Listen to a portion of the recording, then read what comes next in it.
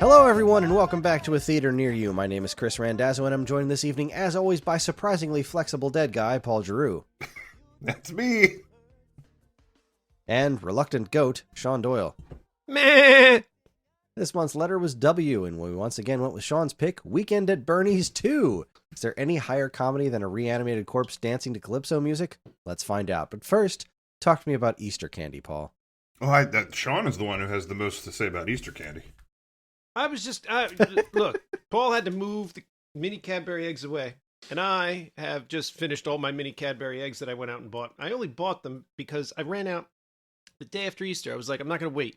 I'm not going to wait till it's on sale for 90% off and I can get 40 pounds of candy for a nickel. No, I'm going to go out the day after because I really wanted me a Cadbury egg, right? The day after, the morning after Easter, Monday morning, Easter Monday. That's not a thing, but Easter Monday. I am in the Walgreens. I am in the CVS. I am in the ShopRite. Couldn't find a Cadbury egg. Found all kinds of Cadbury egg adjacent materia, such as the mini Cadbury egg, which is good, but the ratio is a little off. It's a little heavy on the chocolate, a little light on the filling because of the size differential. So that wasn't quite the same. I mean, it's a solid B plus, but not the same. I found Oreo creamed Cadbury eggs, which was different, and I hadn't had those before. And I'm not going to say they weren't good. They were definitely good, but it wasn't the Cadbury egg with the fake yolk. There was Reese's Peanut Butter Cup Cadbury eggs, very solid, always good. The chocolate ones and the caramel ones, I think they're a big step down, but they're, when you can't find the real ones, that's what you're stuck with. These ones that I was eating, I guess they're like malted chocolate Cadbury eggs. They're like the hard shell little Cadbury eggs with like the malted chocolate in them. I did get them the day after Easter.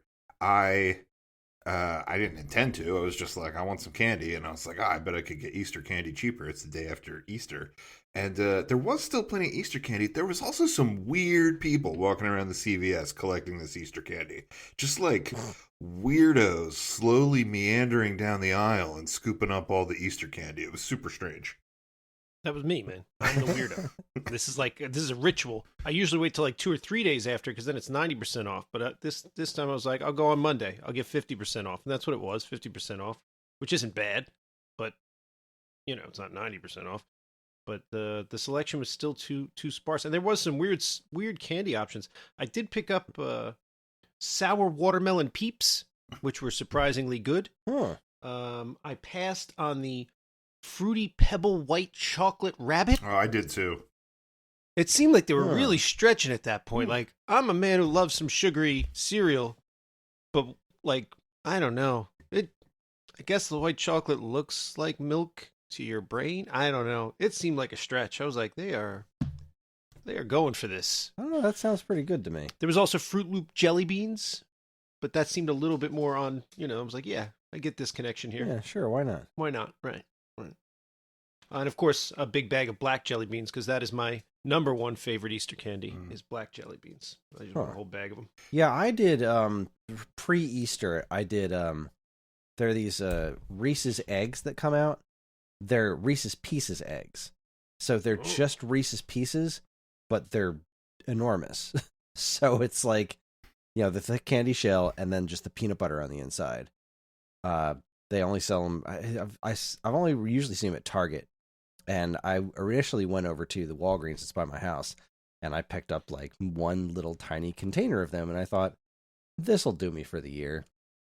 And then I bought a giant bag of them and ate the whole damn thing, which was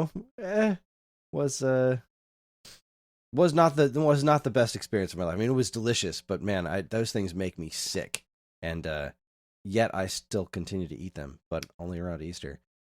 I've never had them, but they sound intriguing. Oh, they're wonderful. It's just because Reese's Pieces are like my favorite candies. I freaking love Reese's Pieces. I think they're so terribly underrated. I agree.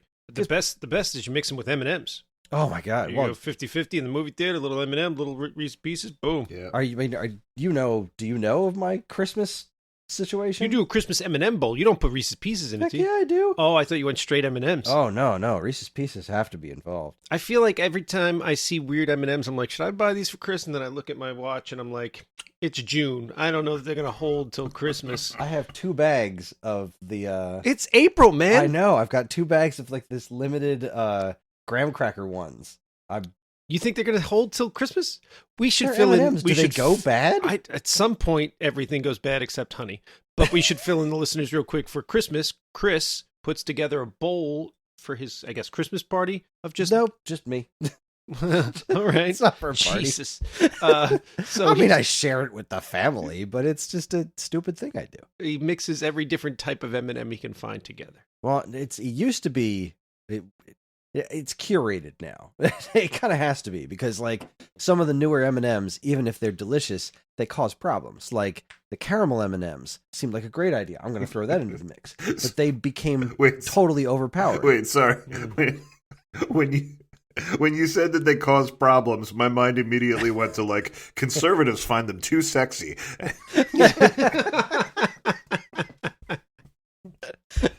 You're probably right. They are naked.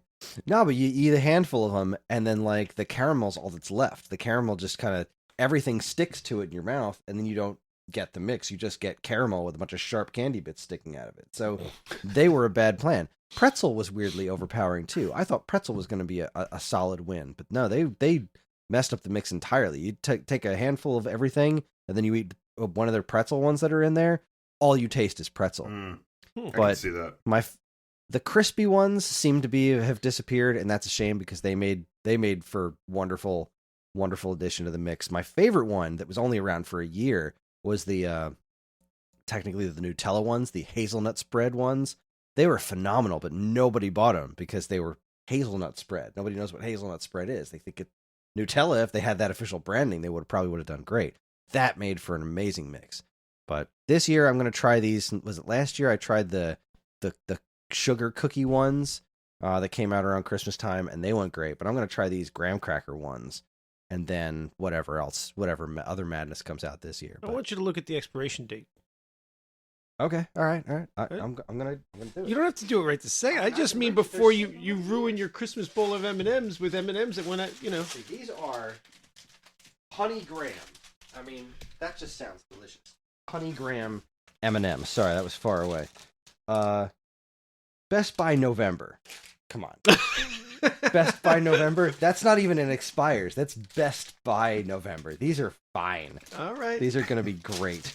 In the words of Al Bundy, sell by November. Well, hell, I ain't selling them. I'm eating them. This says best by. Like, am I going for the best here? Am I aiming for that kind of quality? I don't think I am. B+ is more than sufficient. Right. That's how I got into high school. I gotta high school with D's. I gotta say, I've known both you guys for a long time, and this was stuff I didn't know about you. I didn't know that, on the third day, Sean rose again from the dead and goes down to CVS and buys Easter candy. I didn't know that Kris, mixes this holiday bowl of joy. Like, it makes me feel like maybe... You didn't know about that? No. I post pictures of that on Facebook every year. I'm surprised you haven't seen it. You live too far away. You got to move to Epseek and join the cult. Makes me feel like... Join the Makes me feel like I need to like adopt some sort of like 4th of July Swedish fish extravaganza or something. Ooh. Sign me up. I love Swedish fish. That sounds glorious. I'm on board for this plan. All right. I love the different colored Swedish fish too. Like obviously the red ones they're the classic. But like you get those bagged with all the greens and the yellows. Oh, it's delicious. Of all the what I would call candies, that's my favorite one. That's accurate. It's weird that I understood exactly what you were. I understood exactly what you were talking about. Yeah. I'm trying to see if I can find the picture. There used to be a way to just like super quickly scroll through Facebook and be like, "All right, show me potato salad. Show me the show me January or December or whatever." Where are we? Oh, here we're in January already. I'll get to December and then I'll find out what my mix was because I always take pictures of it and post them online just for posterity. And so that I can remember what went into it every year. Well, being that all right, so last year this was is a podcast. Your pictures will be super riveting to the folks at home. Oh, for sure. All right, so M&M started trying to get up on my mix here, and they started releasing their own mixed bags, and that was somewhat helpful. I grabbed the nut brownie mix bag, which was peanut and fudge brownie. Oh, the fudge brownie was a great addition. Fudge brownie was great. So this year's mix was 2 bags of the nut brownie mix. So that was peanut, fudge brownie, then a bag of plain, bag of peanut butter, bag of Reese's Pieces, and a bag of crunchy cookie. So that sounds wonderful. I'll say this about the M&M's peanut butter. They are good, but I feel like they're completely unnecessary in my life because I have Reese's Pieces, and they're very similar in nature, but I think I like the Reese's Pieces a bit more. So I'm like, they're fine if that's what's here, but I never feel the need to buy them. See, I love the peanut butter ones because they have the chocolate in them. Now, granted, if I'm going to do a mix of just Reese's Pieces and M&M's, that's a good time too. Sure. But, if I have to choose between one or the other, I'm almost always choosing Reese's Pieces. They're like my favorite candy in the world. But peanut butter M&M's, they have a very nostalgic place in my heart. They're glorious. Anyway, that was fun. Yeah. That's movie adjacent. You go to the movies, you buy candy, right? I mean, popcorn, soda, and Junior Mints, right? I mean, you mean you go to Five Below and then you go to the movie? That's what I'm talking about. All right, so Paul, I'm about halfway through Hobbs and Shaw. What, halfway? You just started it yesterday. Well, all right. So yesterday I went to get new glasses, and they did a whole lot of stuff to my eyeballs, and they did the whole pupil dilated thing. So I couldn't read anything up close. It also let him take in more of Fast and Furious than anyone should have ever taken in. Like every moment, he was getting an extra light from the screen. I was watching faster all of them and more furious. So I could see from far away. I just couldn't see anything up close. So I physically couldn't do my job. So I just laid on the couch and watched I finished off, what was it, Fate of the Furious, which did finish stronger. I agree with you. It finished off in a much more fun fashion. Where am I? Okay, I'm less than halfway through Hobbs and Shaw. I've about an hour and a half left, so I'm a little more than an hour in. Yeah, Hobbs and Shaw is a hoot, right? Oh, God, it's great. And Karen's totally in on this now, too. Yeah. You tell me it's a 2.5 hour movie? Yeah. Well, 2 hour and 15, so yeah, I guess I'm a little less than that. But yeah, it's a good time. Yeah, Karen saw me watching whichever the one was where they jumped from skyscraper to skyscraper. Yeah, it was 7. And she was like, "This is amazing. Why haven't I been watching these?" And I said, "Yeah, this isn't how it started, but this is definitely where we are right now." And then she came downstairs to get me some Tylenol or something for my headache after I got back from the eye doctor. And I was like, I'm just going to sit here and watch this movie. And she's like, there's no reason I can't do the same. I don't have any work right now. So she sat down and she watched that with me. And she's like, yeah, I'm totally in on this now.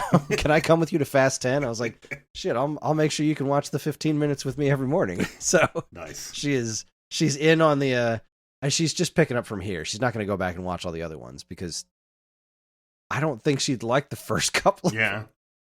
Maybe like round 4 or 5, she'd probably start to get into them because that's when they get properly ridiculous. But holy cow, just keep getting more insane. And now we've got Cyborg Idris Elba.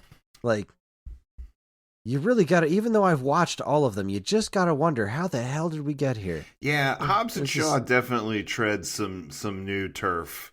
But yeah, I mean, I wish they would make more Hobbs and Shaw. I said it before, if the Fast and Furious movies came out as frequently as the Marvel movies, if you got in February you got a Hobbs and Shaw verse, and then in June you got a main one, and then if I would totally be all in on this. Yeah, and then Hobbs and Shaw sort of expands it with, I mean, there's more of the family thing in that with their family brought in, and then with Ryan Reynolds and with what's his face, Kevin Hart, it felt like they were really building out that world too. But I haven't seen Kevin Hart yet. Oh well, sorry. He shows up. Spoilers. Yeah. Well, so I did see in the news today that Fast and Furious 11 is happening.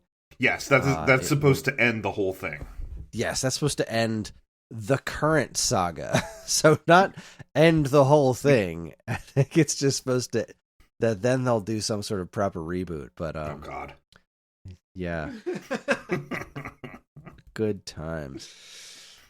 Who was they announced the director? Louis Leterrier. Leterrier. Yeah, well that's who's directing this Fast X. So I guess he's doing that and the next one. I guess he's doing this 2-part finale. Yep, that's what it seems to be. So yeah, do you have any questions for me on my experience thus far? Where did we leave off when our last episode? I had gotten through the first 4 movies, so I've gotten through 4.5 more movies. Yeah, I mean, I don't know if you just want to talk Fate of the Furious, because we have been texting about that, or if you want me to go back. Oh yeah, I wanted to talk to you about the ending because you had questions for how I felt about the ending. Yeah.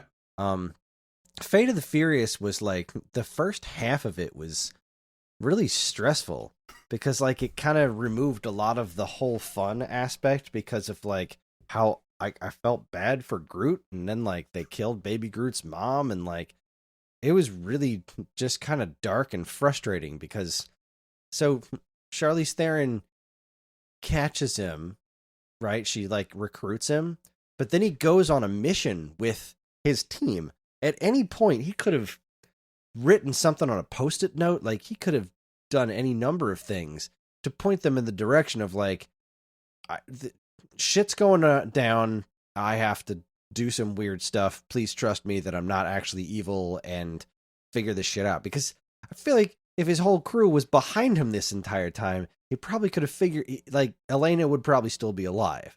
So, I don't know. I felt kind of weird about that.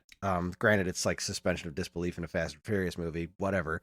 But it just made the whole thing so stressful because it's like, stop doing this movie. This is stupid movie stuff. This is not the kind of stupid movie I enjoy. It's like, we know he's not evil, and they have to know that he's not evil. So, like, come on, what are we doing here? Let's just get past this and get back to everybody's having fun and beating each other up and blowing up planes and stuff. How would he write them a Post-it note? They're all in different cars.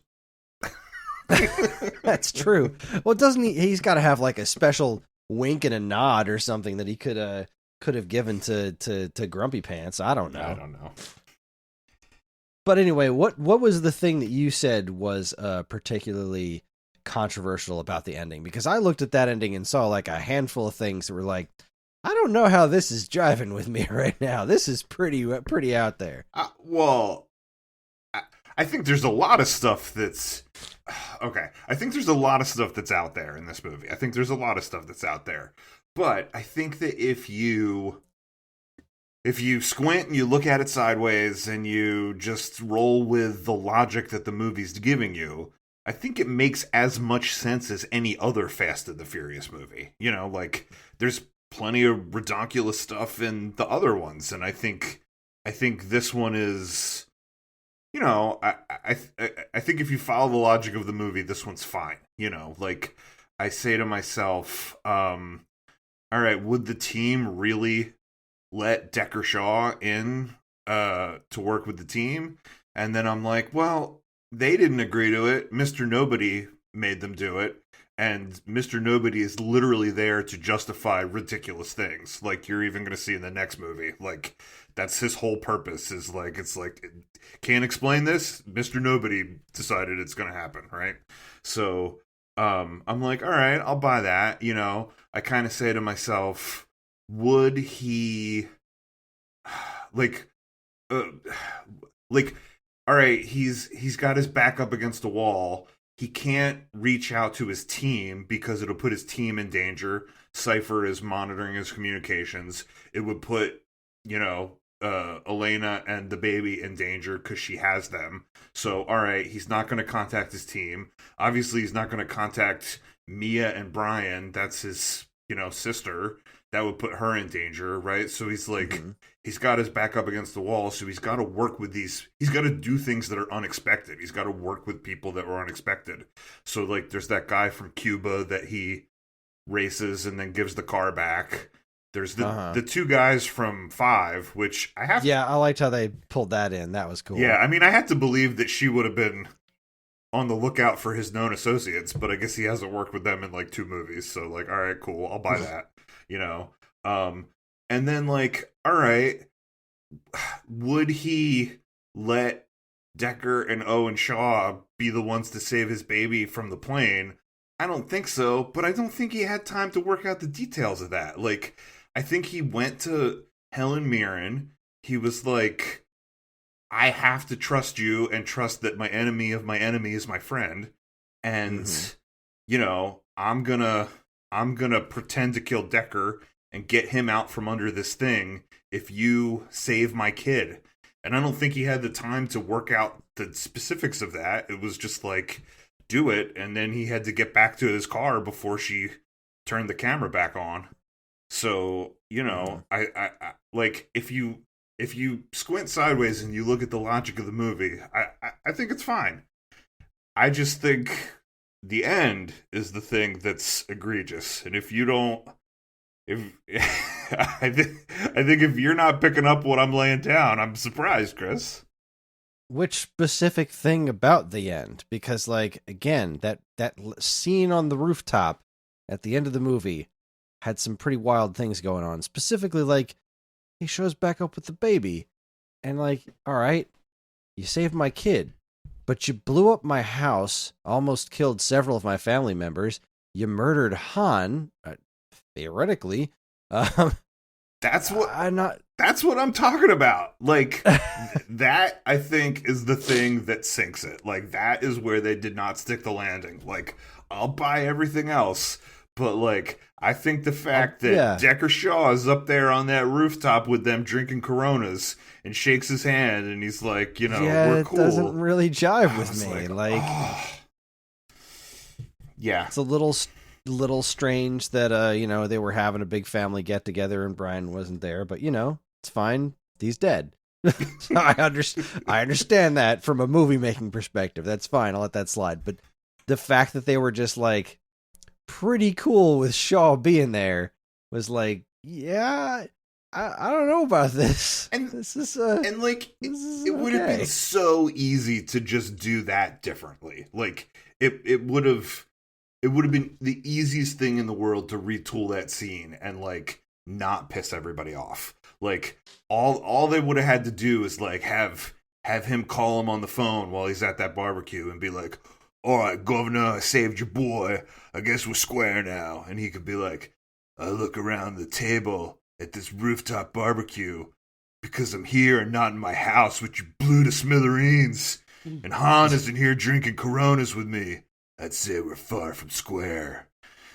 I don't want to see you. Like, I will come after you, but I don't want to see you again. Something like that. Like, see, look, I just rewrote. You did it. Like, you look at that. it. Yeah, like, put me in, coach. Like I'll work with this guy on Fast 11. Look at the dialogue I can write. Do Hollywood. Yeah. Fix it. Are you listening, Hollywood? I can write Fast and Furious movies. Director's cut. Fix that one. Yeah, so I think that's the thing that's egregious. Most fans agree. It started a whole thing. I don't think it's going to ruin anything for you, Chris, now because you've seen the trailer for Fast X, so you know that Han is in it.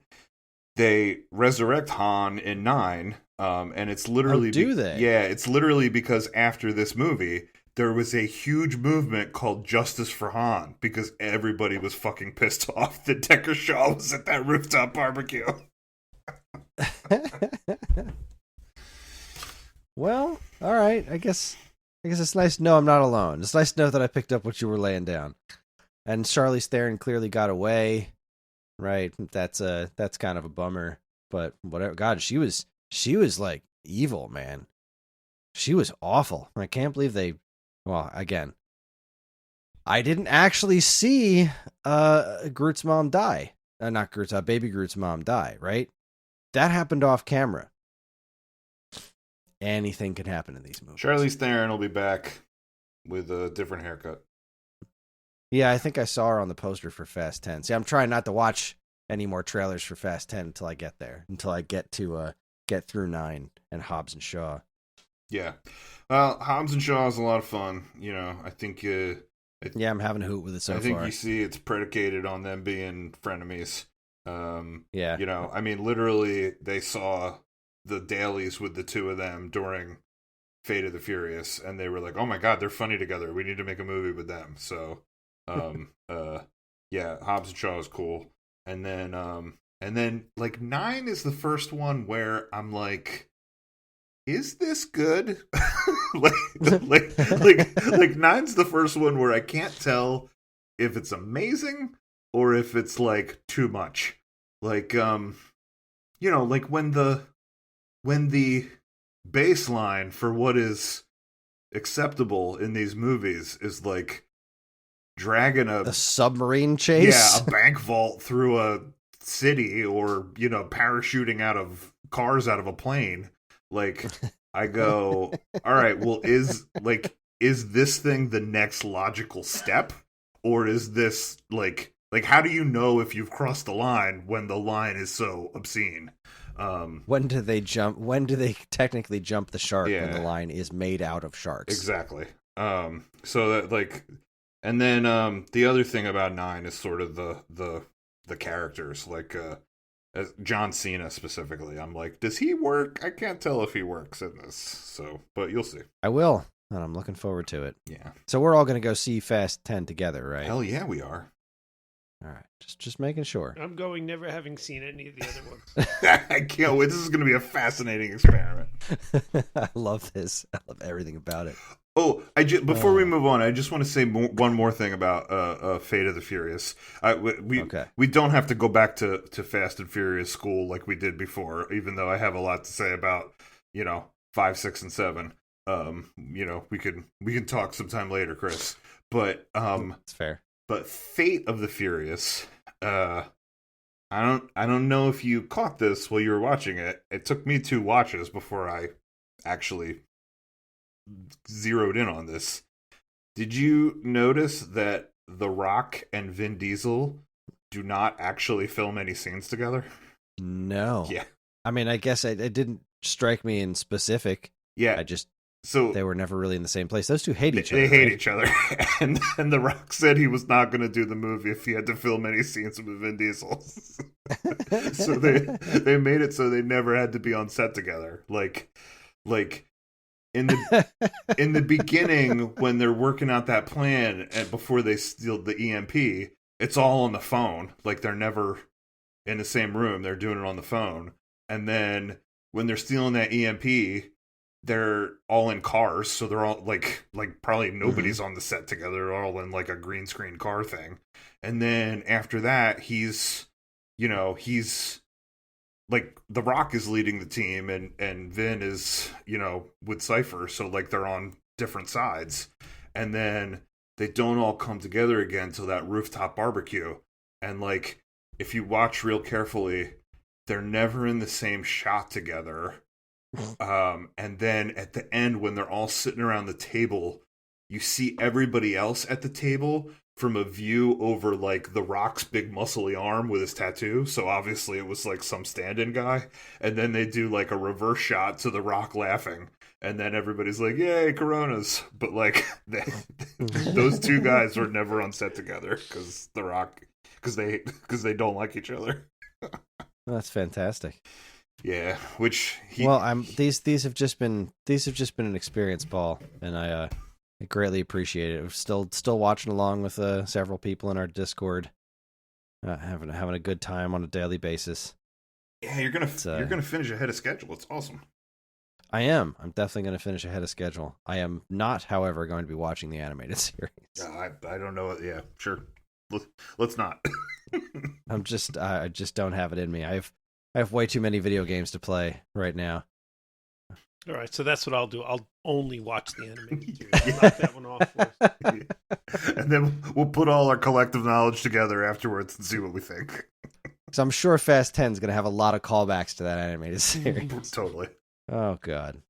All right, well, anything else interesting happening that we need to get to before we start talking about Weekend at Bernie's? Oh, I don't know. Usually it's Usually we all say a thing, like we all do a check-in with what's going on with us. I'll tell you what's going on with me. Did you notice at Wawa now you can get a Sizzly and it's in like a dark green box and it says double bacon? No? Mm-mm. Yeah. Is that what you just ate? Changing. No. I only see them at breakfast time usually and they're hard to find, but yeah, double bacon. And it felt like triple bacon. It was a lot of bacon. They were just like, F it, man. Here's a whole slab of bacon on this sucker. But it was like in a dark green box that said double bacon. And then real small on it somewhere, it was like croissant with egg and cheese. But really, it was about double bacon. And thank you, Wawa. That's the most important thing that's happened in my life this week. Paul, what do you got? Yeah, I don't know why I pushed to do this because I don't know that I have a lot to say. I mean, there's certainly a lot going on with me. I don't know if I want to talk about all of it on the podcast. I don't know. I guess the only thing that's like worth a laugh, like worth a discussion, is like I guess this is as funny as it is frustrating. Like my son now is he's I guess fallen in with a group at school that has questionable humor and questionable jokes, so he's like seeing what he can like get away with at home. He's seeing like what he can like try out and not get in trouble with. And so like he's now addicted to this joke, so much so that when it wasn't funny before, it's less funny when he says it like 500 times. But like he's always dropping your mom's. Like everything is like, like this is how's the applesauce taste? You taste like your mom, like everything is like everything's your mom, and like I can't get him to stop. I can't. Just hit him with reality. Just be like, you mean Lucy? I do that. Like I'll be like, my mom is your me mom, right? And he's like, hee hee hee. And I'm like, you want me to call me mom and tell her you're talking smack about her? I'll threaten it. It doesn't fly. Yeah, he's always saying your mom to me, and like me bringing up that it's his grandmother doesn't seem to do anything. And then like if I say your mom to him, it's like, that doesn't work either. Like I can't do the whole thing like, let's get off mom's because I just got off yours, because like that's not gonna hold water with my wife right there. So she might not appreciate it, but it'll probably shut him up pretty quick. So yeah, that's probably like, oh, Dad made it real. So yeah, my kid won't stop with the your mom jokes. Well, I guess the only thing that I'll throw in there is that I had a pretty fantastic movie-going experience with the Super Mario Brothers movie. Yeah, I saw it too. So I got tickets ahead of time for opening day, Wednesday. We took the kids right after school, took them home, dropped off their backpacks, and then just went straight out to the movie theater. Went to the Tilton, which is really nice now. They've done a wonderful job. How did that theater win this war? I know, right? It was closed for so long. It was the crappy one when I was little, and we went to the Town 16, and then was it Hoyt's or whatever, the one over, the good one opened up. Yeah. And then Town 16, intentionally burned itself down or something. Yeah, they're just not there anymore. And then the Hoyt's one is going out of business now, too. Yeah. So somehow Tilton is the winner? Well, Tilton was closed for a long time, and then they reopened, like they renovated the whole thing and made it into a the one that the Hamilton Commons one's closing because that company's in trouble, not because that location's doing poorly. Although like that location is not great. It's just you go there and you poke a computer and then you go see your movie and move on with your life. But like the Tilton, like you talk to people, and they're those silly commercials that they have in front of the movies where they're like, these people love movies and they're going to talk to you about movies when you're there. And like you talk to somebody and you go get your seats and they're big and comfy. Like that's what the Tilton is now. It's like, it felt like this whole movie going experience, which was super fun because we had never done that with the kids. We had taken them to the Hamilton Commons one, and it's just like, you go there, you see a movie on a big screen, but like, man, we went to this one and they got the reclining seats. The kids are thrilled about it. And like, everyone behind the counter was excited because the movie was opening, and they were like, "Do you want the fancy popcorn with the silly Super Mario bucket?" Like, sure, let's do it. And everyone was enthusiastic and having a good time. Like, the customer service was great. It was just a totally magical experience. And on top of the fact that the movie was freaking great, it was so much fun. The kids were thrilled with it. They absolutely loved it. We got the soundtrack straight away. Downloaded that as soon as it showed up on the internet, so John could listen to Peaches over and over again. And the freaking Super Mario Super Show rap. Mm-hmm. He thinks that's great. He listens to it over and over, and I'm like, man, if you had any idea how weird that show was, because like I showed it to him once when he was really little. It's like that show does not hold up at all. Yeah. But yeah, it was. I appreciated so much about that movie. Like, the critics kind of tore it apart for a lot of the things that I enjoyed about it. Like, I get that it's not a Pixar movie, and I was really okay with that, because as much as I love Pixar movies, sometimes movies need to not be that, especially kids movies. Like, there has to be some kids movies that don't involve heavy stuff. And like, there was a little bit of that stuff in there. You know, some light daddy issues is required by law in kids movies, but they kind of went over that stuff pretty quickly. When watching movies with my kids, especially live action movies, but it also happens a lot with kids movies, the moment things get too talky, they're kind of checking out. And, you know, when you go to a movie theater, that happens a lot too. You see other kids, just things start getting talky, and some of the smaller kids in the theater, they just start wandering around or doing whatever else, because there's nothing fancy and fun, exciting and colorful and explosive happening on screen, so I'm going to do something else.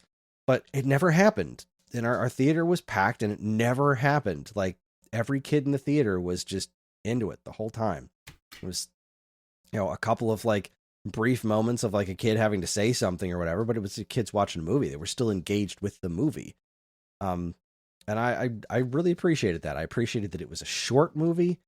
It didn't take itself seriously in any meaningful way that like made it seem like it was more than it was. It was filled with fan service. I'm a fan. I like being serviced, so that didn't bother me at all. And so are my kids. They caught half the references because, you know, they're related to me, so of course they caught half the references. I don't know, man. I don't think I could have been reasonably much happier with that movie. All I wanted out of that movie when they announced it was for it to not suck. And I got my wish. It did not suck. It was not a bad movie. And it was a joyous movie. It was a somewhat vapid movie, but it was made with so much love and care that it's all about the execution. Like, sometimes the content doesn't matter as much when the execution is that good. So that's where I fell on it. Obviously there was a lot of there was the reviews that you would expect to see of like, hey, the old Super Mario Brothers movie is actually better than this one, actually. Who's saying that? Oh, you better believe is saying that? The glasses pushed up their nose, the elitists. Oh, that was a thing that was out there. It was trying to make Bob Hoskins, John Leguizamo one. Yes, and anybody who said that, and I commented every place that I saw, anytime somebody tried to bring something up like that up to me, that is not a person to be taken seriously. Because if you're gonna try to intellectually prove to me that movie was in any way better than the new movie, you're just wrong. And it all came from this place of like, no, it's really not as bad as you think it is. And it tried to do something really bold, and it tried to really stick out and do something different. No, it didn't. And you clearly don't know what you're talking about, because that movie tried to be Batman 89. That was the point. That's why it wound up being what it was. They were just trying to ape Tim Burton with the Super Mario Brothers license. That they weren't being brave and bold. They were trying to rip something else off, and they freaking failed. This is coming from somebody who loves that movie. I do. I have deep love for that stupid movie because it's awful, but it's a weird live action Super Mario Brothers movie. How can I not love it? But I stopped watching the Oscars because they snubbed that movie. Goddamn right. the movie's a mess. That it is a disaster from top to bottom. There's so few redeeming qualities in that movie. So for the handful of people with very loud voices jumping in their reviews talking about how this new movie is just, it plays it super safe, and it's only going to do, the fact that it's smashing all these projections. I had thought months and months and months ago, I was like, there's no way this movie doesn't make $1 billion worldwide. If it's even halfway competent, there's no way it doesn't, because the Super Mario brand is so freaking huge now. It's ridiculous. And so, of course, like, the projections were like, yeah, it's probably going to be like the second or third best movie, best opening weekend for an Illumination film. And it's like, it's already so far past that, it's ridiculous. It's already, I think, as of yesterday, it had crossed well over the 700 million mark, and it hadn't opened in, I think, China or Japan yet. Like, and I hear tell Mario is pretty popular in Japan, so I have a suspicion this movie's gonna break the billion mark. It's already the highest grossing movie of the year, I think. Like, it beat Quantumania. Yeah, it's a huge success, and I'm very happy about it. I'm scared about a couple of things, but that's a podcast for another podcast. Yeah, it was also packed when I saw it. Yeah, it's funny. When he knew it was out, Nate was like, "Are we seeing it? Are we going to see it this weekend?" Which is kind of weird because he hadn't really had a lot to say about it before that point. Like, I didn't think he was excited to see it. We've mostly been more excited in this household about the summer's offering of Teenage Mutant Ninja Turtles Mutant Mayhem. So we've been... Oh, damn, that's this summer, isn't it? Yeah, it's in August. I felt like that was so much farther off, but yeah, that is this year. So we've been watching that trailer and, like, talking about wanting to see that. So then when he was like, yeah, Mario, I was like, all right. So we all got tickets, and, like, yeah, the theater was completely packed. And I was a little worried because I had, I usually don't have any expectations going into things, but like the reviews seem to be like, oh, it's like, it doesn't seem to have much of a plot. But, like, I don't know. I totally disagreed. Like, I think you're totally right, Chris. Like, it was mainly a movie for kids, and I think it had a lot of fun Easter eggs and, weird references and stuff for adults. And, I think there's a lot of Mario mythology. There's, like, games and games worth of, like, content and references and characters, and, like, if you tried to jam it all in there, it wouldn't have made a very cohesive movie.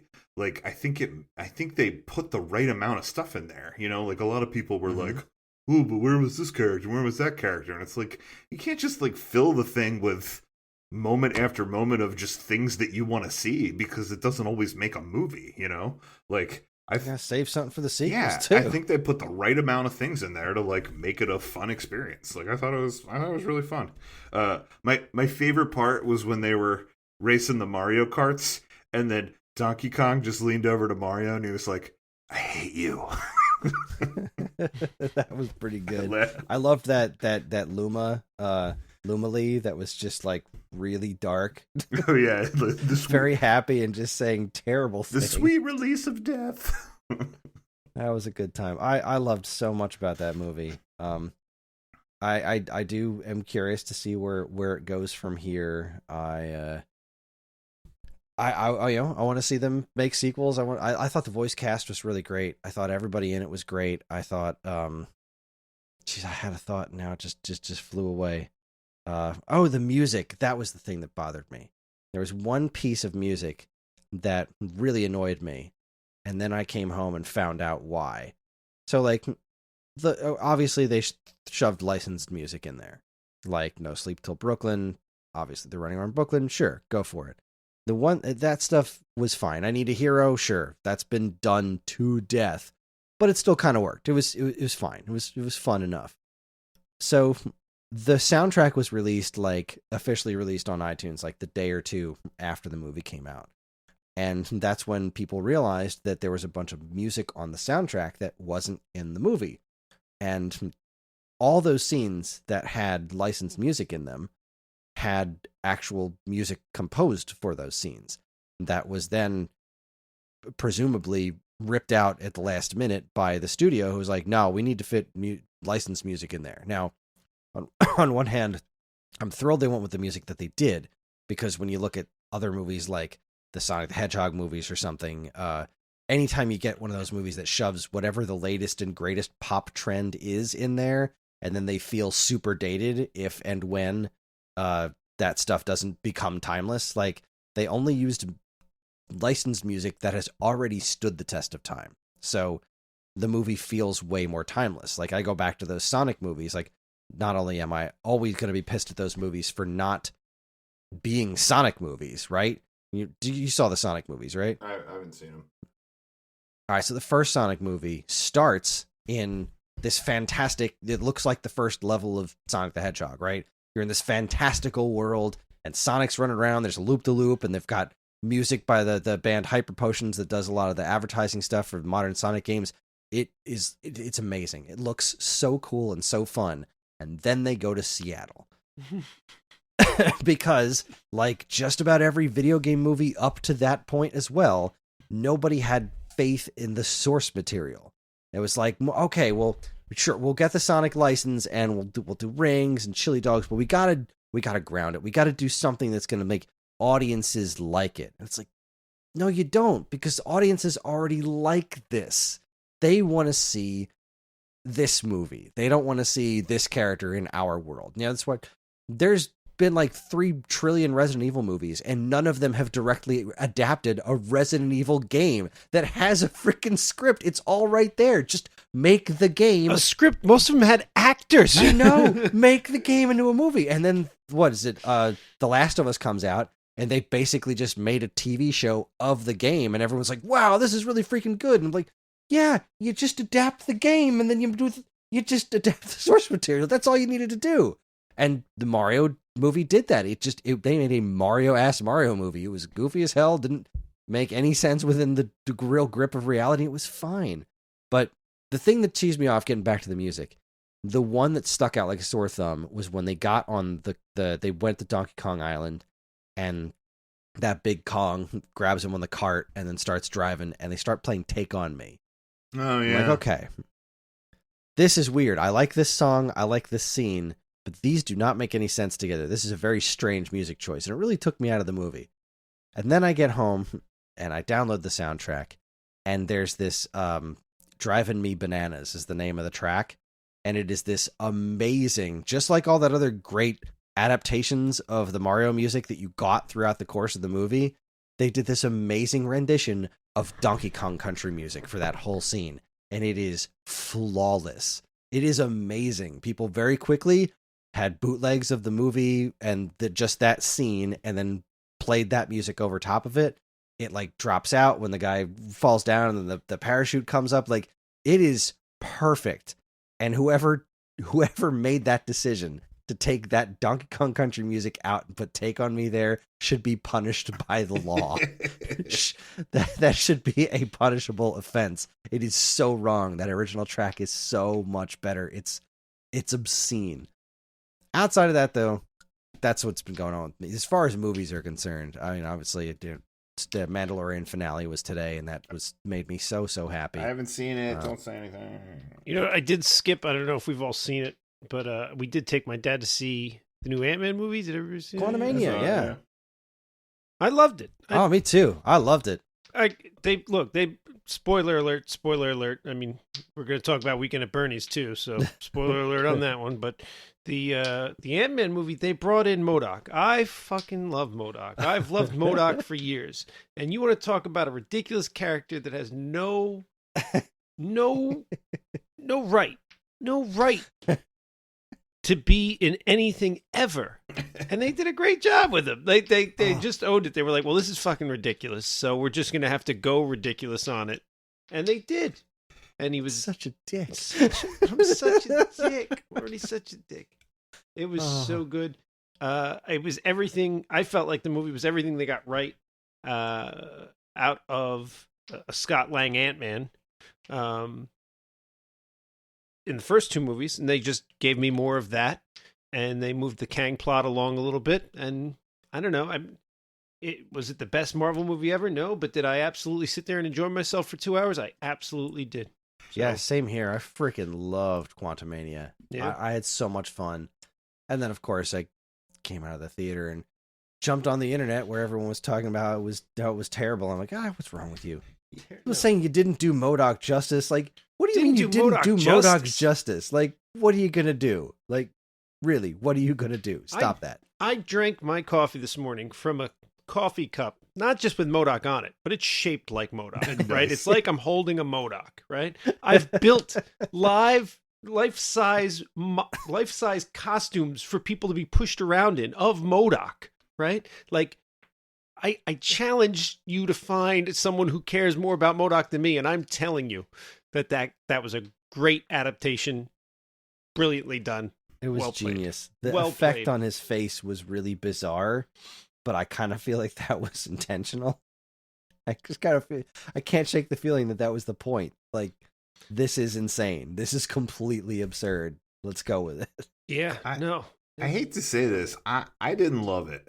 Yeah, bummer. I mean, I did like MODOK. Like, I thought MODOK was funny, and I thought that was just weird and perfect enough to be in one of those Ant-Man movies. But yeah, I didn't love it, and honestly, I don't know that it had anything to do with the choices that they made. Like, in general, I think all the choices that they've made after Endgame have been like pretty right on, you know, like Endgame, as much as it felt like a ending, because it's called Endgame, as much as it felt like a finale, like it was when it was at the height of their popularity. So like using it to sort of springboard into this Disney Plus stuff where they could tell different types of stories, I think was smart. I think I think starting the next phase being sort of the thing about the multiverse and, and sort of like putting second and third movies to the movies that didn't get them in, before Endgame has been smart. I think making a fourth Thor movie was smart because like that, he's sort of the last of the Avengers that, the original Avengers that was still with this franchise. I think Kang as the villain is smart and like leading up to a like 2-part Kang story. Like literally all the choices that they made, I've been like, yeah, this is smart. Like do this. But I just don't think every movie has like hooked me in the way it has. Like we already kind of talked about Love and Thunder a little bit. Like it didn't do it for me the way that Ragnarok did it. And like this Ant-Man movie. I feel like all the choices were right, but like I just felt like everybody was phoning it in, like I felt like they put, Michelle Pfeiffer and what's his face? Bill Murray. Bill Murray was like pointless in the movie. I'm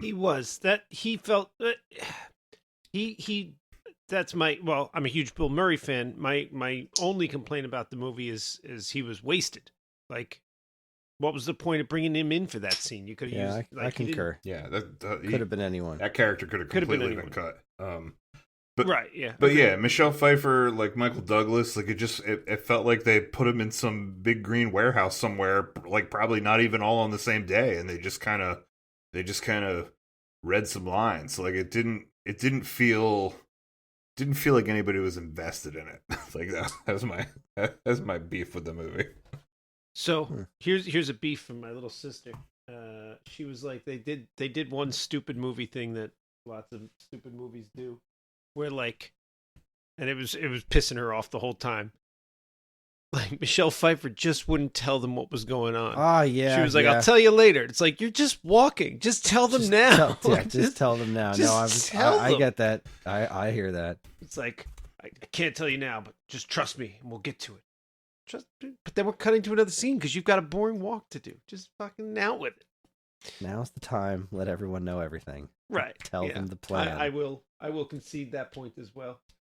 But yeah, I genuinely loved it. I thought it was so much fun. Wonderful. Left the theater with a big dumb smile on my face. Yep. Well, speaking of big and dumb, let's get to work, huh? So, Weekend at Bernie's 2. Let's see. Sean and I watched the. I'll explain it first, and then I'll go into that. Weekend at Bernie's 2 was released on July 9th, 1993, and was distributed by TriStar Pictures.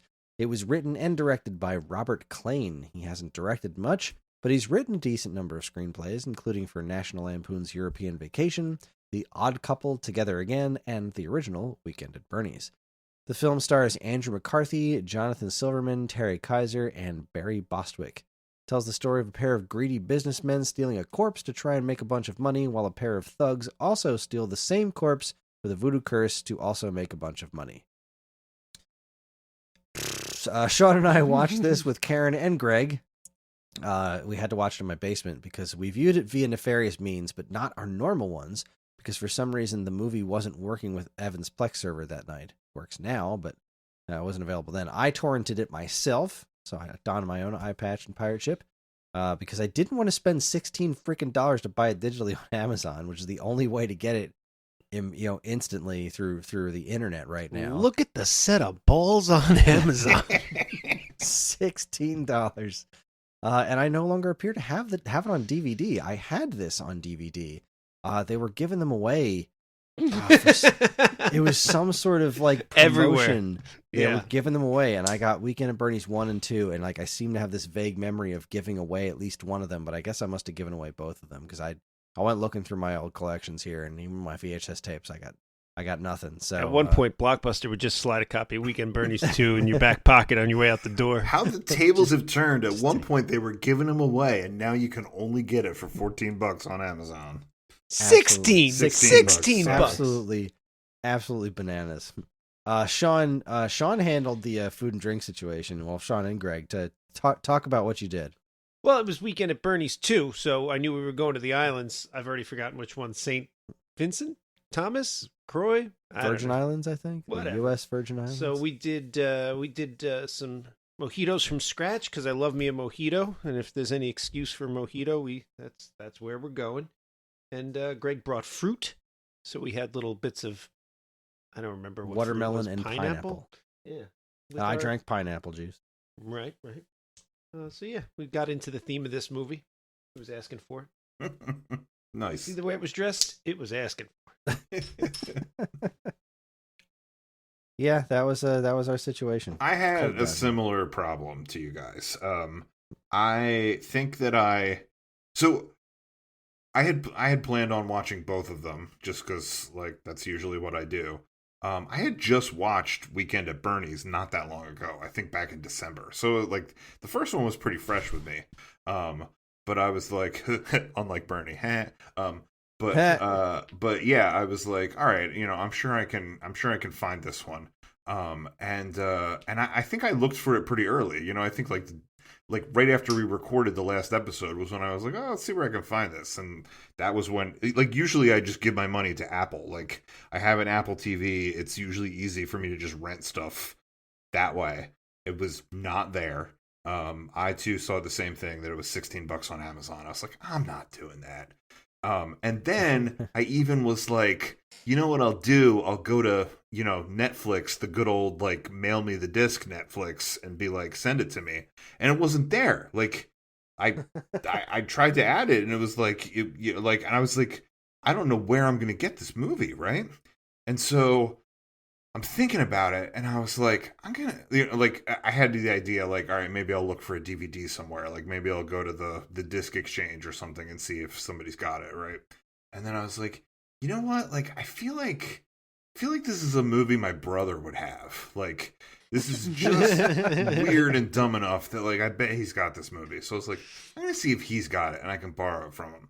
So, I call him one night, we're talking, whatever. And I was like, for the podcast, I got to watch Weekend at Bernie's 2. I was like, do you have that movie?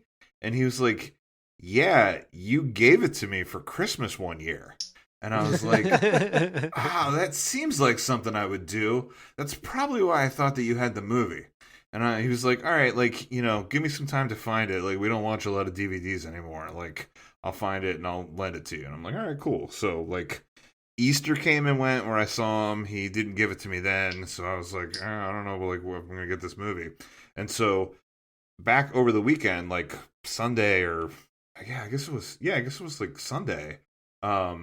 He calls me and he's like, I'm looking for the DVD. I guess like when they moved, they didn't like unpack their like CDs and DVDs because they're just streaming everything.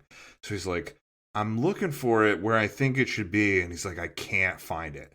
And I'm like, oh my God, and then he's like, I know I have them both somewhere. We're just not watching a lot of DVDs. It's down here. I can't find it. And I'm like, all right, I guess I'll figure something out. And like, we were about to hang up the phone. And he's like, yeah, I'm really sorry. Oh, wait a minute. And I was like, what? And he's like, found it. And I was like, yes. So right while I was talking to him, he found Weekend at Bernie's 2. And then he drove it by my house. And Weekend at Bernie's 2, bringing families together for over 30 years.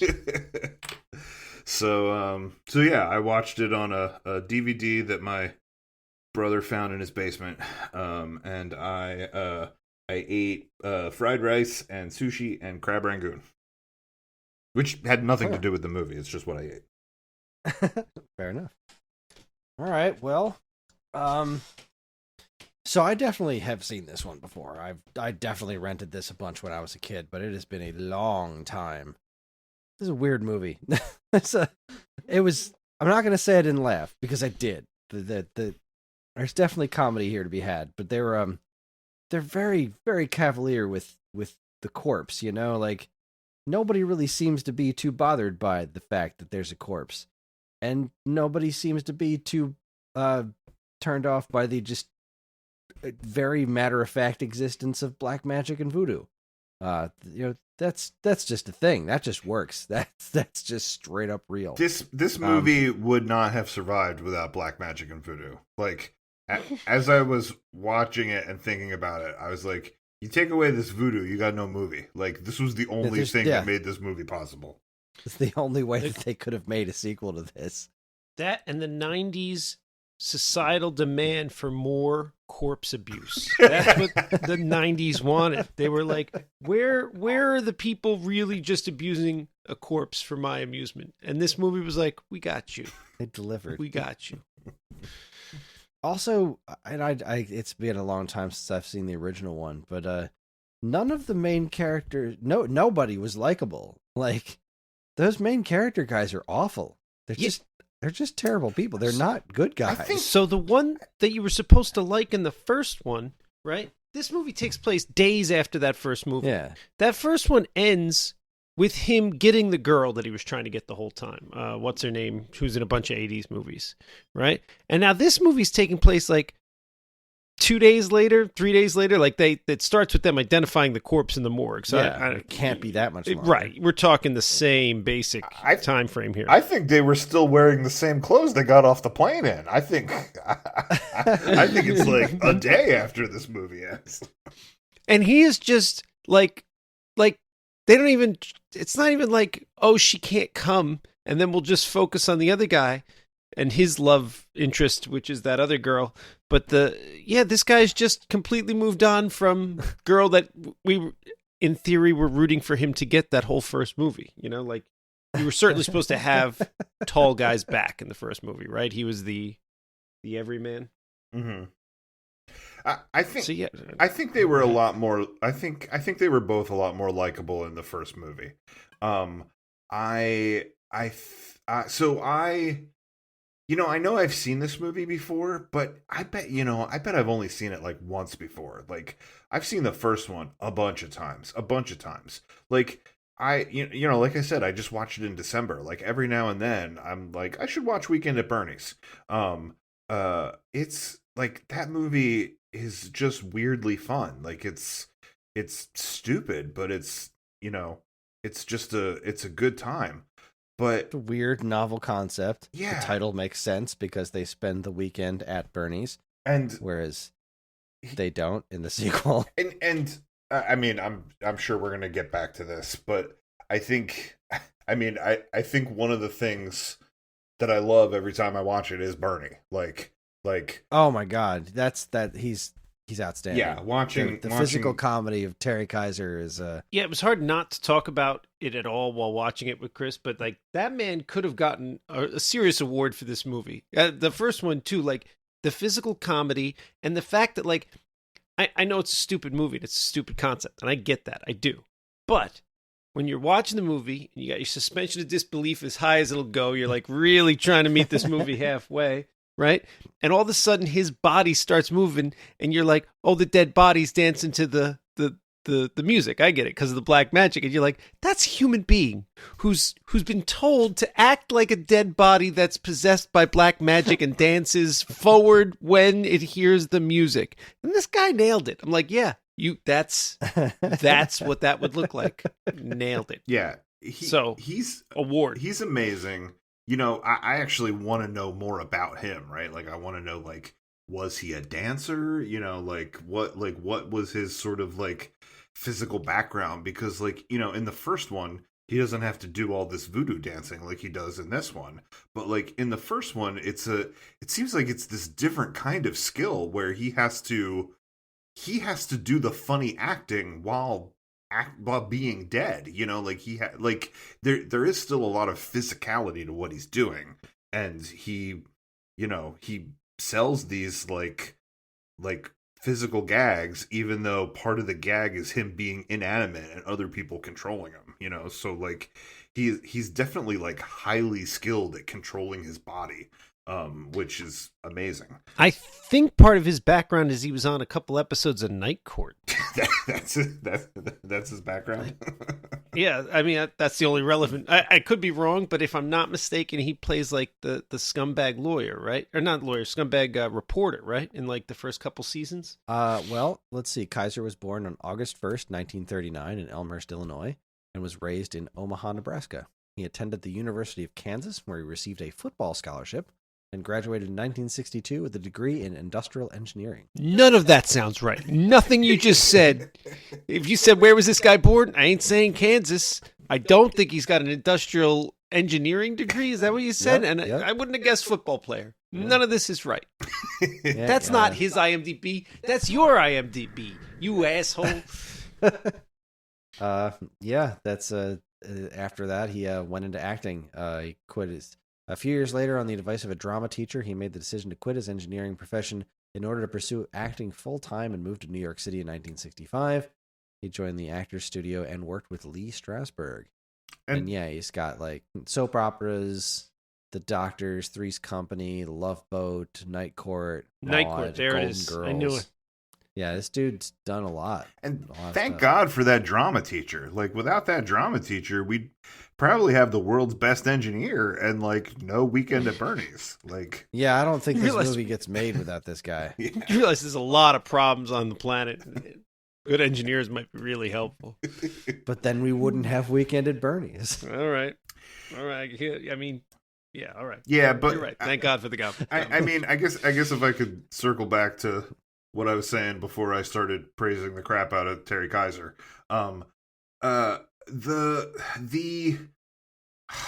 So like this movie just started. Like it didn't really ease you in. Didn't really introduce itself and shake your hand. It just was like, bam, we're here, you know.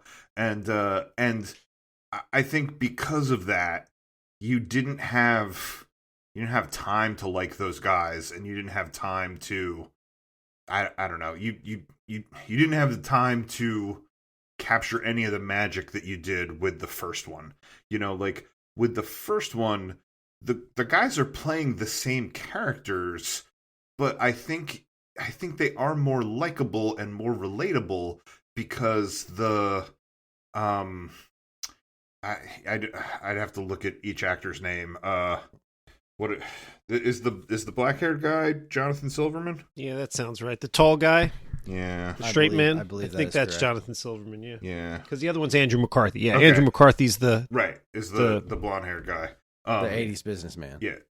So like Jonathan Silverman, like being the straight-laced guy, is like not on board with any of this stuff, you know. And Andrew McCarthy has to talk him into it. And like I feel like with the premise of Weekend at Bernie's, it's not, you know, it's not like, hey, we're gonna desecrate a corpse. It's like it's like listen, if we can just get to the next thing, like if you just pretend with me long enough that we can get to this point, then we're cool. And then it's like, listen, I know that was crazy, and I hate to make you do this again, but if you just pretend with me a little longer, then we get here, you know? And like, that's what makes you like Weekend at Bernie's, is because you take this journey with them. You two go, I don't know, guys, but all right, I guess you just do this one thing, and you didn't expect it to like spiral into this nonsense. And by the time you were out, by the time you were like, no one would do this, then there was like a hitman after them. So then they were like using the corpse to save their own lives. Right. And then you're like, yeah, all right, I get that. I'm back in, right? You know, it's like, all right, we got to keep them with us or we're going to get shot. Sure. And then also with the first movie, you saw Bernie, Terry Kaiser, as a living person in the beginning of the movie. And then you saw him as a corpse. And so like, because he was kind of a dickhead, you're like, you know, you're a little bit like, all right, they're, you know, like, not that he deserved it or anything, but it's sort of, all of these ingredients make that first movie work. And the first movie also, I could see saying that it started a little slow because they really spent a little bit of time on the exposition at the beginning of the first movie. I watched it not too long ago. But all those opening scenes, like the opening credits, it's like Silverman, the straight-laced guy, he's like sitting on the street corner in the heat waiting for his buddy to pick him up or something, and then it's them on top of the roof, like there's like melting tar with all on the their tar like getting all paperwork. over the reports and stuff. So like they spend enough time presenting a case for like, these are the downtrodden, right? Like, I know he's like an accountant at a big company, but like clearly he's the low man on the totem pole. He is the underdog. And when you add that to Bernie being such a dick, then all of a sudden you can get behind them a little bit more. You don't feel as bad about it. But you're right. This movie was just like, hope you saw the first one, motherfucker, because here we go. Yeah, I mean, with this movie, they start at an 11. You know, they start completely dialed up to an 11. And it's just like, we got to get that money. Get the corpse and get back on a plane, you know? And you're like... Yeah, they didn't steal the corpse in the first one. It was, this is where we are. We got to deal with this. This opens with them breaking into a government building and stealing a corpse. That's a reach. Yeah. And they folded them up, stuffed them into a bag, folded them up even more to stuff them in I don't know how they got them through customs. Like, how did they... There's no customs. They explain this. Yeah. They explain there's no customs because it's part of America. Oh, okay. Plus, it's pre 9/11, as we pointed out the other day. So, you know, they're not checking what's inside the bag. In a pre 9/11 world, you could mail a corpse to the Virgin Islands. You could bring fireworks on a plane with a rabid dog and all the bootleg copies of Weekend at Bernie 2 you could hold. And nobody cared. Yeah. But wait. I think the fact that they start dialed up at an 11, like, you know, stealing the corpse and going to the Virgin Islands, and that he starts already dead, not, you know, like his acting that he has to do is be a voodoo guy and dance. Well, don't we get introduced to the voodoo stuff before they steal the corpse? Like, isn't that the whole opening of the movie? Is like this voodoo lady sends these dudes and like threatens to turn them into goats or something. Like, it's a super strange turn of events that gets you to that point, because they have to go to the morgue, you know, a sort of essentially see Bernie off to the morgue, then go to work the next day and get fired, you know, finding out that there is this money that Bernie had embezzled and is in this Virgin Islands account somewhere. And while they're coming up with this plan, the voodoo guys, or the guys that are sent by the voodoo woman, have to steal Bernie from the morgue, do a incantation that will reanimate him, and let him lead them to the money, which he would have automatically done if they had done it right with a chicken and not used a pigeon. And the pigeon is what made it so that he only did it when music was playing.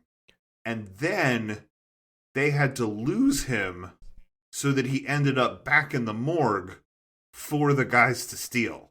Like that was Right. that was some Herculean writing to make this all No, actually, work. I was just gonna say that's solid. They were like, we got to get from point A to point 4. That's not even in the same chain of events, and they made it work. But there's like 3 or 4 things that you just glossed over, right? That I think we have to go back to for a hot second. Number one, when they take him out of the morgue, the let's say the heroes of the movie, right? Our guys, they make it a point to steal all Silverman's clothes and put them on Bernie, right? And at the time, you're like, all right, I guess he needs some clothes. And then Andrew McCarthy proceeds to stuff him in a suitcase, folding him in half and jumping up and down on him, right? You know, again, little corpse desecration for the people, for the masses. Which, you know? I kind of give them what they want. I kind of liked watching him do that too, because like you could totally see that there was a hole in the floor. There was a dummy in the suitcase, and that like Terry Kaiser had just like stuck his head up into the suitcase. Like it was pretty amazing. But anyway, go on. Everything about that was amazing. The question is, and again, suspension of disbelief dialed up to 11. I am working with you on the voodoo situation, right? I'm on board, right? Why did they have to put clothes on him?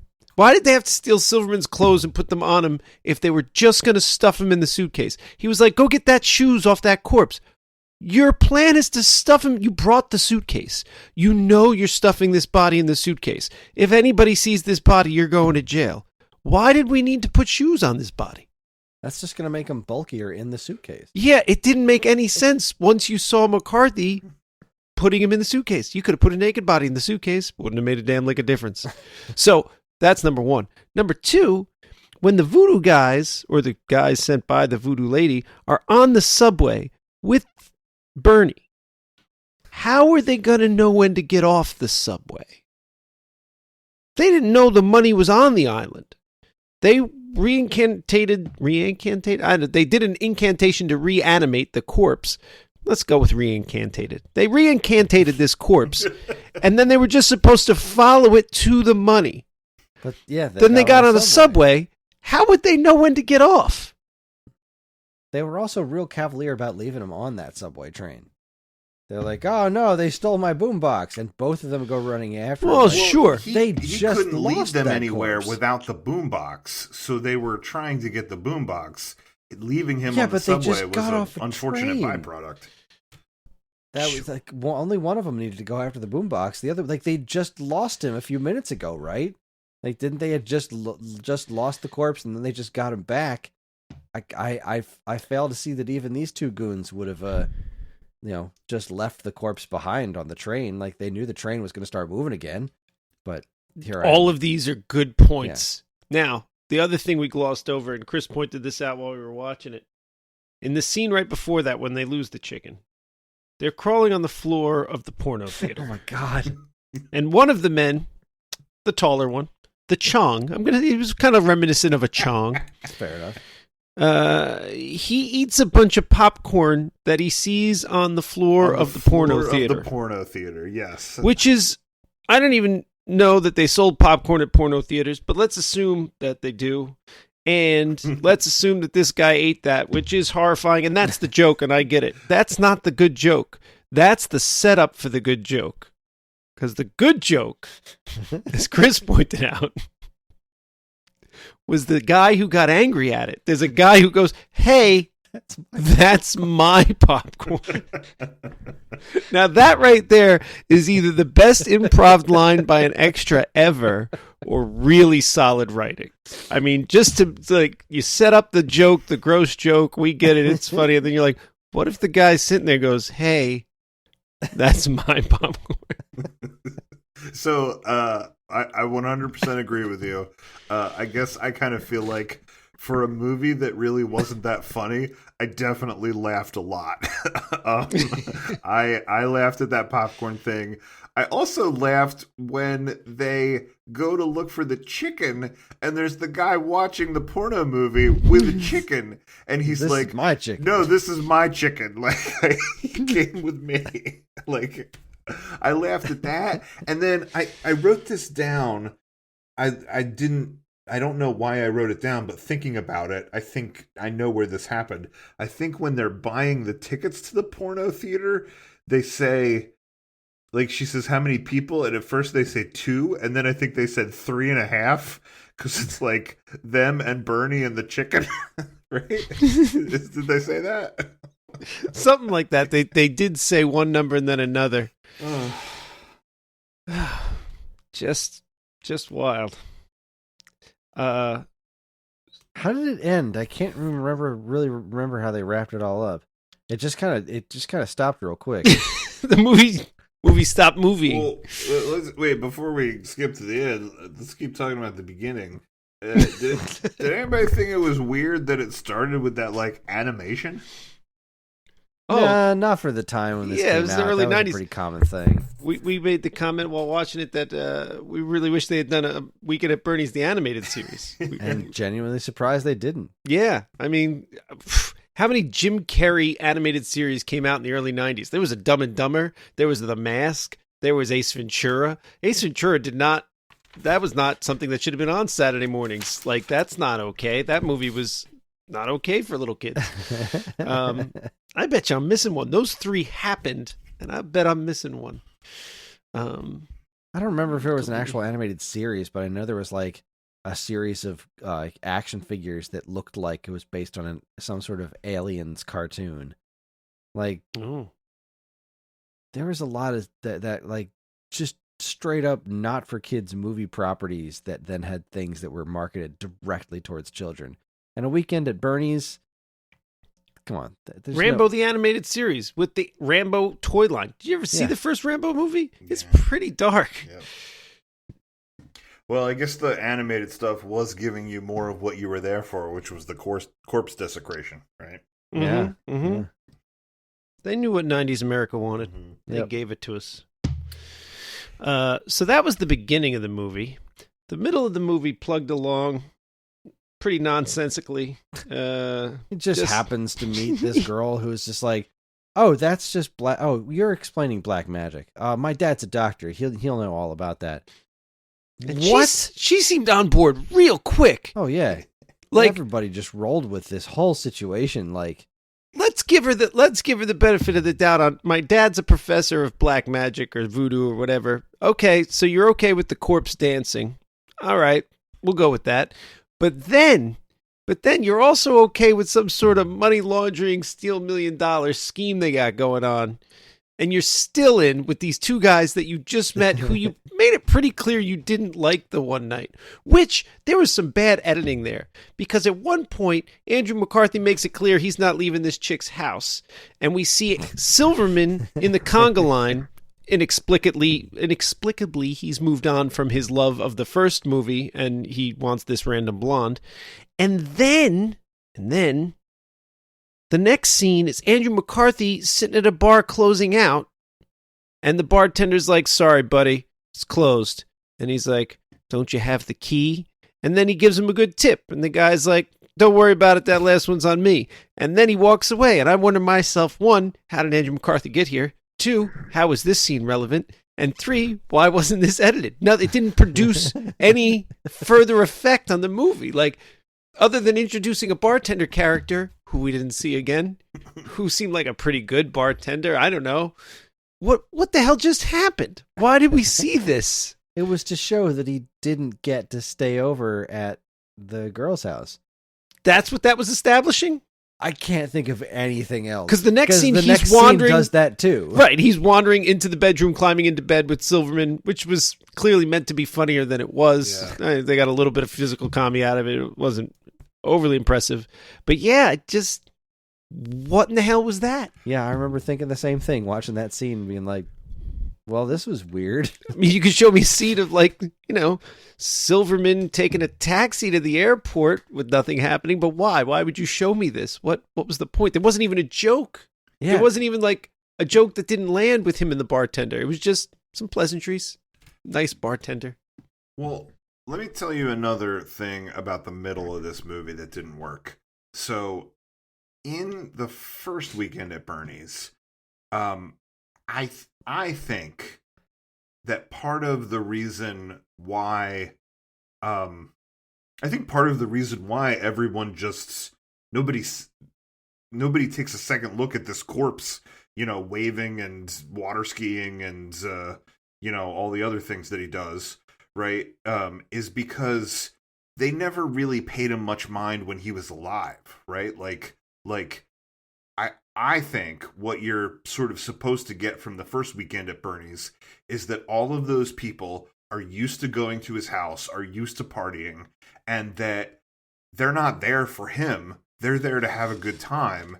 And it's just like, oh yeah, hey Bernie, I think that they got away with it because Bernie was kind of a dick and all those people were using him, right? Whereas in this movie, it didn't make a lot of sense that there was these complete strangers that had never met Bernie before, as a living person, not as a dancing corpse, right? That then were like, oh yeah, Bernie, he's a cool guy. We were dancing the other night. Like that girl that dances the Congo line with him and then walks off with him and like falls asleep with him on the beach. I was like, you have to really suspend your disbelief to go, anybody is interested in Bernie's company at this point, You know what? So I mean, in that lady's defense, which Bernie came to, when you see a dancing corpse, you don't think dancing corpse, you think living person, right? Just the self-propelled movement really just gets you 90% of the way to assuming the person's alive, right? I mean, so anytime he's congaing along, everybody around, even though this movement was a little weird, you're just like, yeah, that guy's alive, right? I mean, no brainer. He's alive. You will notice in this movie, they backed it up a minute. They were like, you know what? America really likes it when we desecrate the corpse. But that scene where that girl had sex with the corpse, a lot of people felt like we went a little too far. Let's back that up. This time, she'll just sleep with the corpse. She won't actually have sex with him. Well, in the first movie, when that woman sleeps with him, he was a lot more freshly dead. Which, I mean, I'm not a doctor, but I think rigor mortis sets in at some point, right? Like, he's actually pretty flexible. He's like 5 days dead in this second movie, and he's still like bendy. Yeah, I mean, that's good for him. I mean, I don't want to say that makes it any better that he was closer to the date that he died then than now. I don't know. They did establish that he was rotting. I mean, they had to spray him down with some deodorant at one point, and then the girl slept with him on the beach. I don't know. Yeah, it's rough. It's rough. The middle of the movie's rough until you get to the bat repellent scene. Bat repellent scene? I felt like it was very reminiscent of when that shark came up out of the water on Adam West's leg, and he had to spray it down with the bat repellent. I honestly thought that shark was going to come down with the bottom half of Bernie. Oh, right. Nope, he was fine. He was fine. Yeah, they were like, where can we go from here? And as I thought they had gone as far as they were going to go, they were like, nah, we're going to take this further. The shark's going to come up out of the water into the air. And I was like, all right. They got to laugh out of me. I know it's stupid. But you know what? They pushed that line. They were just like, let's just keep pushing. Well, and it worked. We've got all this money from the U.S. Virgin Islands to advertise this place. We just got to keep making more movie. Well, I think one place where the movie worked a little bit. So, I mean, this was so weird. I guess talking about the middle of the movie, right? Like, Barry Bostwick was like the weirdest fucking villain. Like, I didn't really understand what they were doing there. Like, he follows them, and then for a lot of the time, he's just like walking around taking pictures. Like. Seems like they didn't really know what to do with that character. Not even exclusively of them either. Yeah. But then I think when it started to work, when the movie started to work, and they did try to do this 3 times, which I guess like, the humor in threes is what they were going for. Although I think sometimes were more successful than others. But like when it seemed to work was when something happened with Bernie because he was a corpse, because someone else was controlling him, or he walked into a weird situation and then something took off because he was not a living person and he just had to go with that thing. And when it impacted Barry Bostwick, like where Barry Bostwick would see the thing happen, he would be like, oh my God, that's Bernie. How is that happening? And then Barry Bostwick would get blamed for it. Like, that was when it sort of worked, right? And you're talking about the sub scene where he tried to get out on Patty Mayonnaise. He was like, I'm leaving. The first time it happened had something to do with when they were in the downtown, and Andrew McCarthy and Jonathan Silverman literally just like yanked Bernie out of the back of the other guy's car. Which, again, solid physical comedy. That joke landed. Yeah. Like when they did that, it was funny. So did Bernie's head. But I don't like whatever happened there resulted in Barry Bostwick getting arrested, but I can't really remember. He tried to leave the store. He was wearing a shirt. He was like hiding from them, and they thought he was shoplifting. But then the second time it happened was when I guess he's dancing along. He winds up in the parasailing thing, and he gets dragged across the beach, and he like Bernie gets dragged across those two girls with the bikinis, and he then flies past Barry Bostwick, and the bikinis end up on Barry Bostwick, and then it was like Barry Bostwick sees that it's Bernie that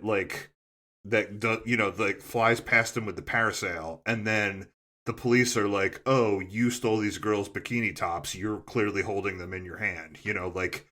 That one I think worked, and then the submarine thing worked, but they weren't all as like brilliant and sort of seamless as the bikini one. The bikini one was like A leads to B, leads to C, leads to Barry Bostwick getting arrested. I think if all the setups and payoffs were as good as that one, if there was more of that in the movie, it would have been like that was where your comedy was. Right. And there wasn't enough of that. And I think part of it was because Barry Bostwick was so weird. Like, he was a weird character. Yeah. I did like the sub one. I can't remember what he said now. It was another good throwaway line, like the, hey, that's my popcorn line, where like he's trying to get out of the sub, and she's like, we're 50 feet underwater. You can't get out. And he's like, I know that guy or something. I don't remember what he said, but whatever it was, I was like, it was like as the scene was cutting away. And I was like, that was a good line. Yeah, again, it wasn't. I don't know that anyone's ever going to describe this as a good movie, but I laughed. I was entertained. I was entertained. Not a good film, and I laughed many times. So, I don't think they were going for, Oscar bait. I think they were trying to make me laugh for 90 minutes, and I think they did a pretty good job. I think they knew exactly what they had going on. They had a successful first movie. They had a deal with the Virgin Islands. They just all right, we're just gonna keep making this movie until we're done. How do we make this happen? How do we get this corpse to still be moving around? Voodoo curse, done. And then that was it. Like everybody signed up just for the free vacation on the Virgin Islands. They were like, all right, we'll put you all up on the Virgin Islands. You can make this movie for a month. All right. I definitely rented this more than once when I was a kid. I definitely saw the first one more than this one, but I definitely rented this multiple times as a kid. I think this was the only way they could get to the like perfect recipe of the culmination of all the things at the end of the movie with the girl that Andrew McCarthy was macking on, and her voodoo doctor dad, and the other guys, and the money, and like all that stuff needed to all come together at one place. So they needed to put some of these steps into motion. But I think what started it all off was the submarine scene. And I'm watching it, and I'm like, why did they bring that harpoon down there? What were they?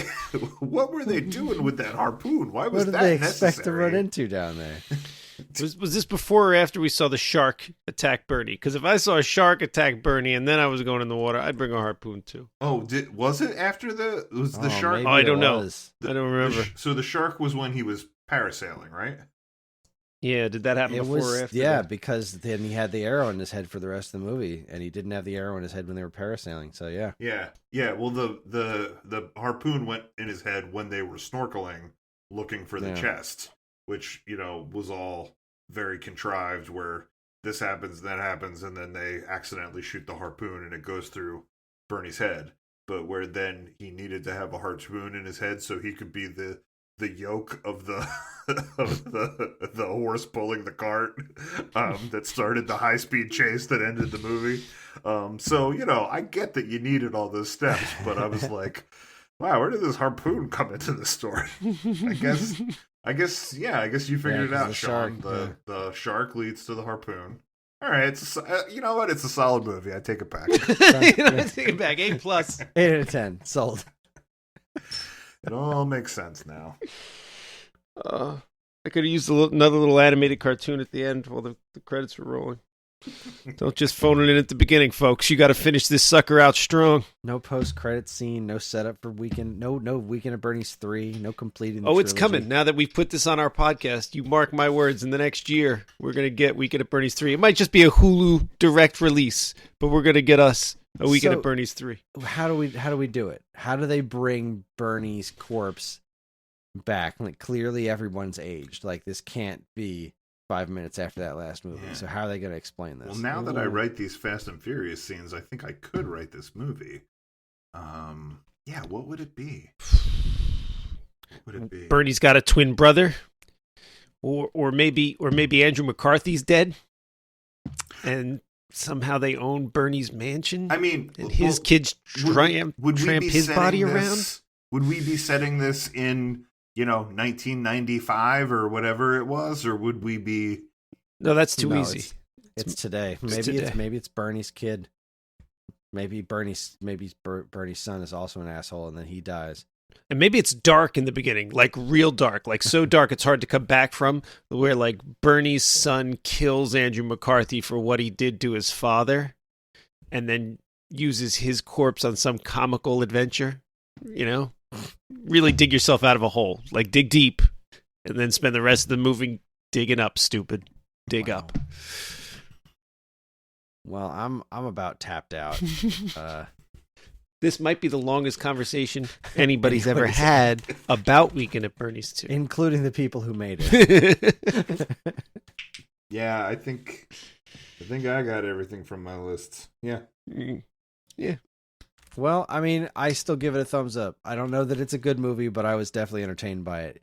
You do really need to see the first one, though. If not, the first one might even be a good movie. The first one is a good movie. Yeah, it is a solidly decent comedy, without a doubt. It's a screwball 80s comedy at the best of screwball 80s comedies. Premise, yeah. The second one, I laughed. I think this is about as good as a sequel to that movie could have possibly been. A sequel to Weekend at Bernie's was always going to be a bad idea. It was always going to be this. Exactly. Yeah, all right. I don't know if I can recommend this in good conscience. I mean, I think if you have a couple beers in you, watch the movie. If you know what you're getting into, or a couple mojitos, do what you got to do. Keep it tropical. You will laugh, but I don't know if that makes it worth watching. It is indeed an experience. Our lifetimes are limited, right? Like, these hours matter. There are worse things you could do with this time. Sure. Not a lot, but they exist.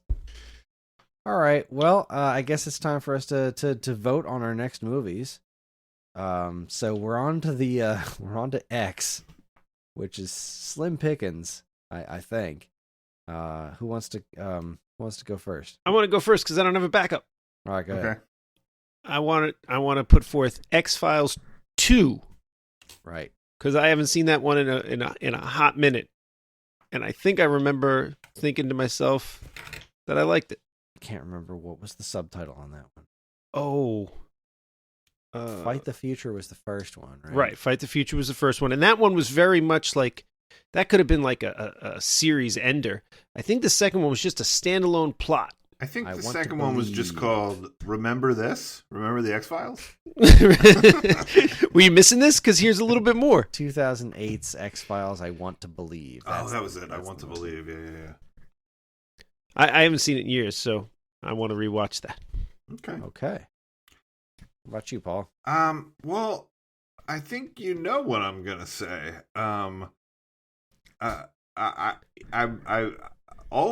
Everything's been building to this point. I've tried to convince you guys to watch Fast and Furious movies, and successfully with Chris, less successfully with Sean, to try to convince you that Fast X is an X movie. It starts with F. I know. What are you but doing? I was really gonna try to stretch it and be like, come on, it's all been building to this Fast X, and that's got an X in it. It's like, it's the main feature is the X. So I was gonna try to sell you on that, and then if I couldn't sell you on that, and you said no, it starts with an F, it doesn't start with an X, my pick was gonna be, and I've said this, like, if Fast and Furious movies came out as frequently as Marvel, I'd watch them. So I like, sometimes I get the hankering for a movie like that, and I'm like, what are the things that I could watch, and I've watched things like Death Race 2000 and, The Transporter and The Mechanic and all these other things, like trying to capture the feeling that Fast and Furious gives you. The rush. And so one that I've been like, oh, I should watch this, but then I'm like, I'm going to save it in case I can use it for X. So I've literally been saving it for a while, is Triple X. I have not seen Triple X. I knew that's where that was coming and I was like, that'll be my X pick if I can't sell anybody on the other one. So yeah. The first one or the sequel? I've never seen any of them. Wait, there's 3 of them. There's 3 of them? Yeah, there was Triple X, and there was Triple X State of the Union, where Vin Diesel did not come back. And then there was a third one where Vin Diesel did come back. I think the second one, was it Ice Cube? Ice Cube, yeah. Yeah. Well, I didn't know there was a third one. I've not seen any of the 3 of them. So I guess my pick would be the first one. Yeah, I haven't seen any of them either. That was going to be my pick if for some reason you didn't make that your pick, because I felt pretty confident that that's what you were going to pick. So I guess the only thing left for me to do, I'm torn, because, like, do I want to watch something I remember liking, or do I want to watch something I know I'm not going to like but I haven't seen? Heck with it. The only X-Men movie I haven't seen is X-Men Apocalypse. Oh, Jesus. Part of me wants to, like, go back to the original X-Men movie, but, I liked that movie, so maybe I don't want to go back to it and not like it or something, but heck with it. X-Men Apocalypse. I hear it's just an absolute travesty, and, well, it's been a while since I've watched a travesty. Just Jesus. So I have to vote for one of your movies. I saw Triple X in the theater and never watched it again. And I saw X-Men Apocalypse in the theater for as much as I could keep my eyes open. Not that I fell asleep, more that, like, I felt I had to look away in all good conscience, It was like, oh, Jesus. I'm pretty sure we know where this is going to go. I don't know. Let's Do we? Because I haven't figured it out in my own head yet. You know what, though? I've seen X-Men Apocalypse a couple times, and, like, while it's not great, like, I think it's watchable. I think I tried to watch that Dark Phoenix one, and I was like, oh, God, what happened here? I saw that one. I watched that one while I was at work. That was rough. I will say this for the Dark Phoenix one. It was a terrible movie. That's it. No. I was going to say, it had a cool fight scene in the middle. I liked the fight scene on the train. That you effectively did a fun fight scene. Was the movie trash? Absolutely. Did the fight scene make up for it? Absolutely not. But you gave me a good fight scene in the middle. I feel like Age of Apocalypse didn't even give me that. I mean, I could do Pride of the X-Men instead. No, it's fine.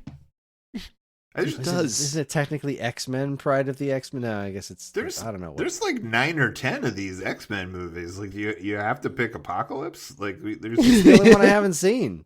And I can't think of another excuse to watch it other than to have to watch it to discuss on the show. Because if I haven't watched it at this point just intentionally, then I don't think it's going to happen. So yeah, that's my pick because it's the only one I haven't watched. I think they'll both give us... Both Chris's pick and Paul's pick will give us lots of things to talk about.